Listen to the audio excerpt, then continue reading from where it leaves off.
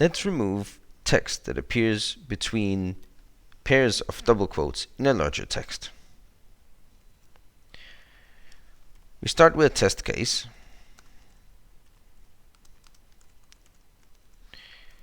That needs to contain some of these quoted things.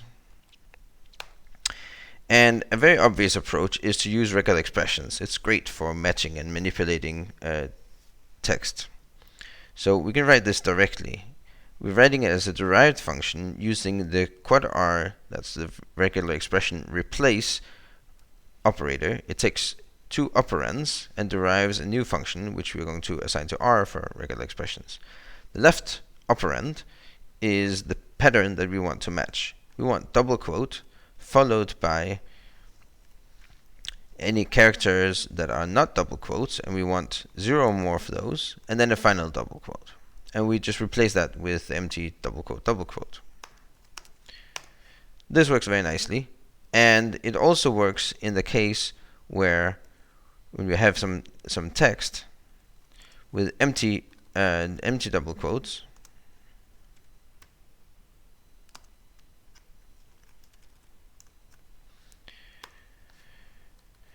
And this is important for the regular expressions. If I'd used a plus here instead, then we would have only matched double quotes that actually have content in between. And this might seem like an optimization, but it gives the wrong result. Because what we'll do is we'll not match this empty quote, and then we'll try to match beginning with the next character, and that will match, but now we are out of the parity. And we can see that here. This is with the star, and this is with the plus, and that's not correct. Okay, now we're going to do the same job in a bit more of an APL way. Before we do that, we're going to define a helper function just to let us see what's going on. And it's a bit involved, but not really important for this problem. So we want to apply this function on each character, and we simply want to put the character adjacent to a space. We print that out without a new line, and we do that by assigning to the special quote quad variable. The pass-through result, if we use it, of this assignment is the value on the right, which is the character itself, because we have applied this whole lambda to each character. This means each. And so we're going to get the character itself followed by a space, but we only want the character itself. This has the effect of printing out as a side effect the spaced out text, but returning the original text. So we take this whole thing and call it P for print, and now we can start working.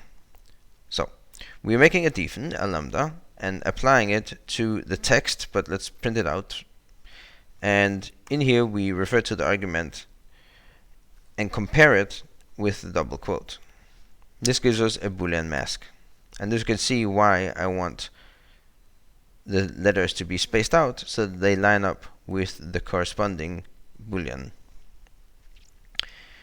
And we can see we have a 1, a true, because APL represents true and false as 1 and 0, and they are just actually numbers.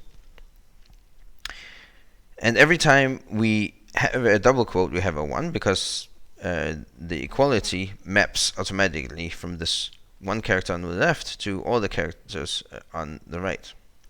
And that means that every time we hit a 1, we need to flip state, so to say. We're switching between being outside of quotes to be inside of quotes. And we can do that with an XOR scan, or a cumulative XOR.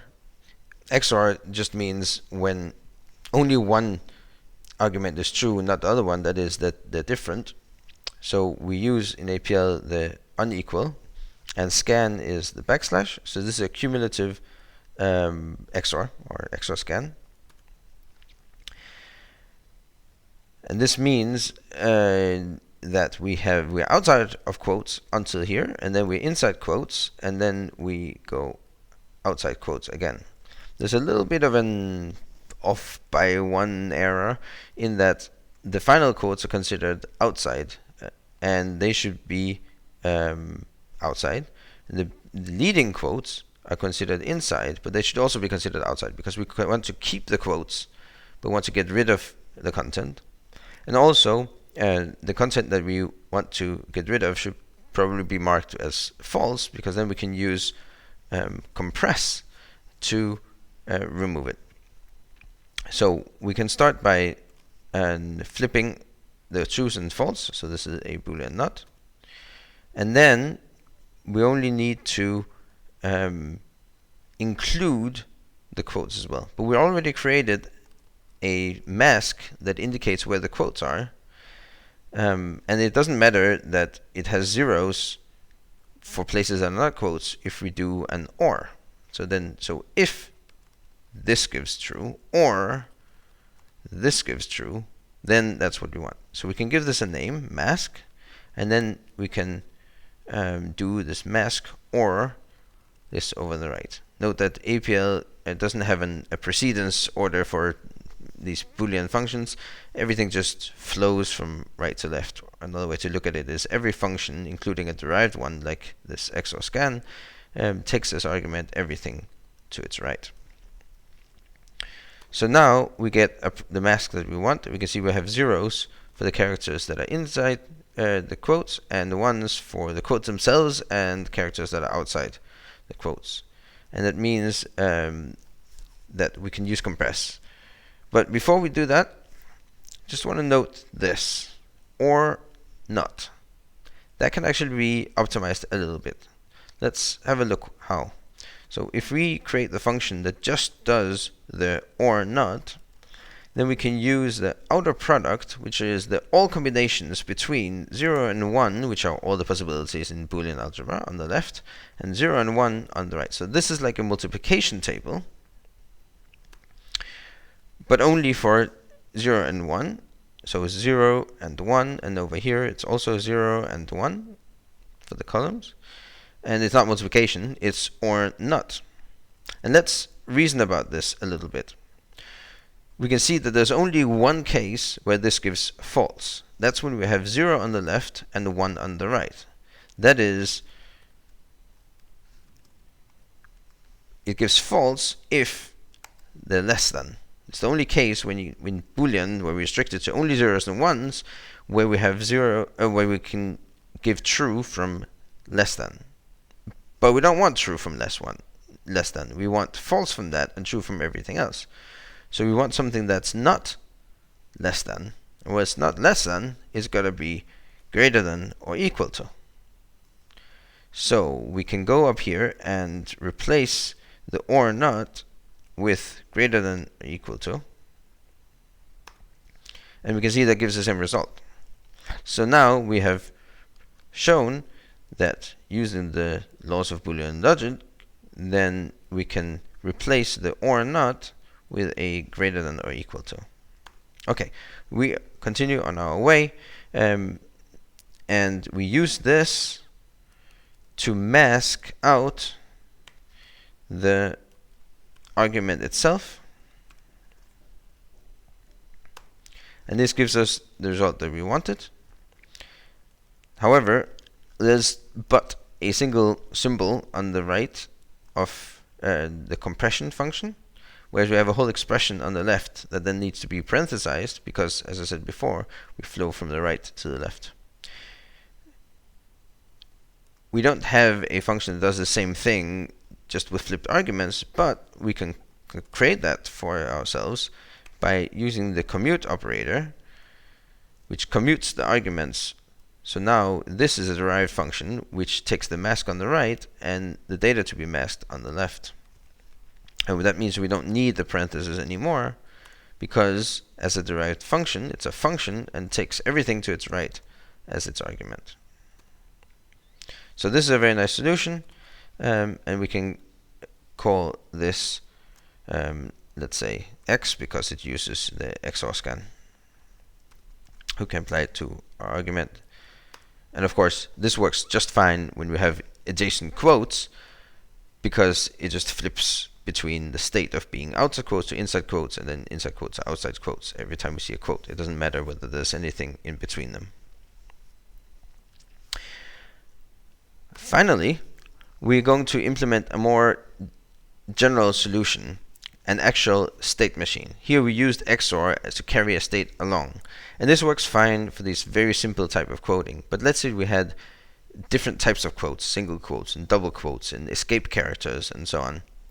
Then this method wouldn't work, and we need an actual state machine that traverses over our string and keeps track of where we are and what state we're in now. Are we inside quotes? Are we outside quotes? Are we in the middle of an escape sequence? And so on. Now I'm not going to implement all those features. I'm just going to implement the framework for the state machine, the simplest form. So let's start again with the mask and print that with the argument itself. So these are the points where we're going to switch state.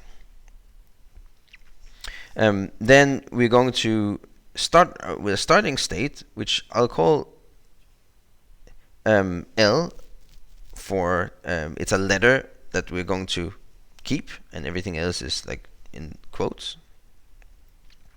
The initial state is 1.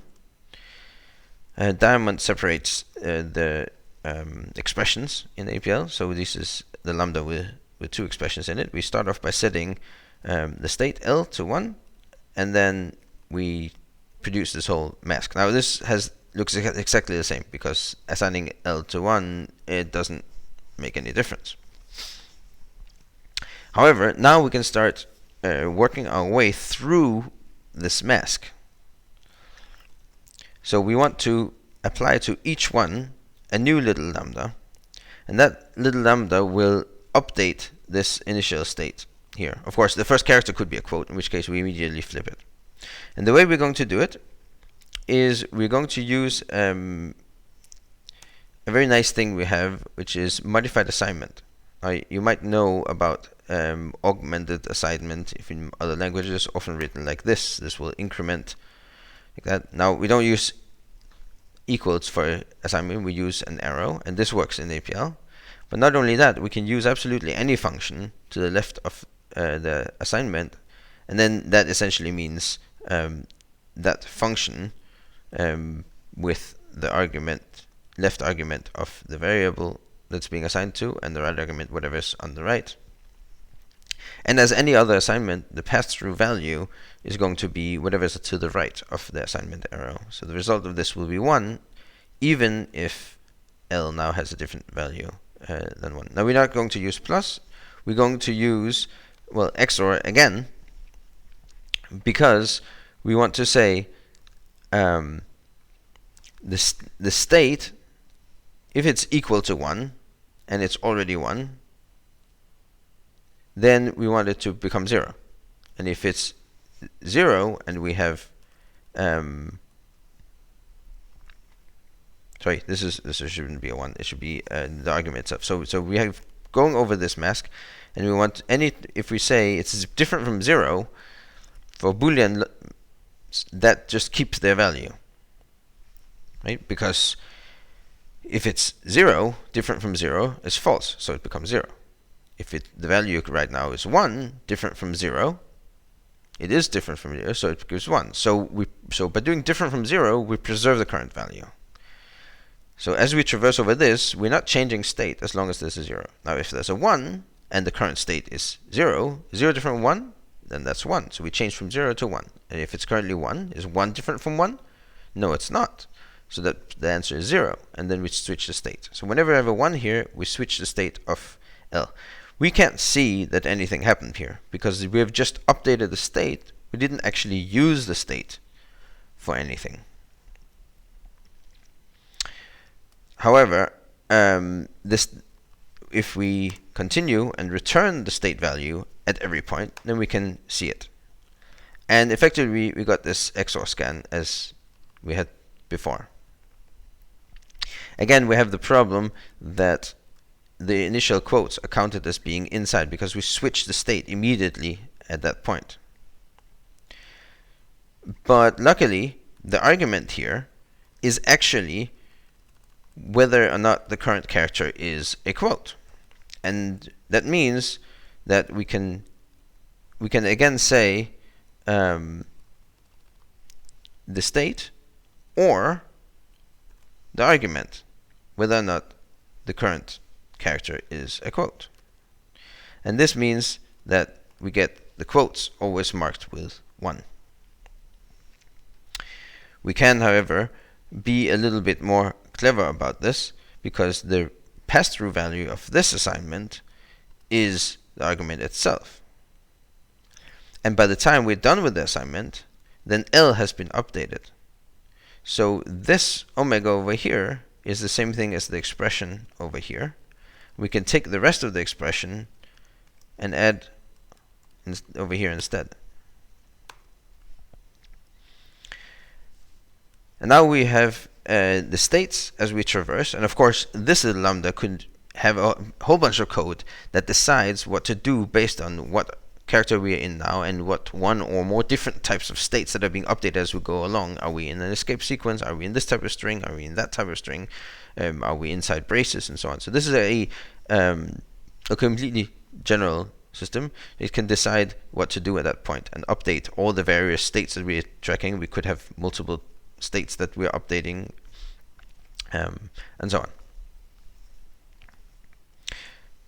And this gives us our mask, which means we can proceed just as we did before with compressing, filtering by this mask, and that gives us our result. So this is a state machine implementation. It's going to be much slower than using the built-in XOR scan, but it is a more general solution.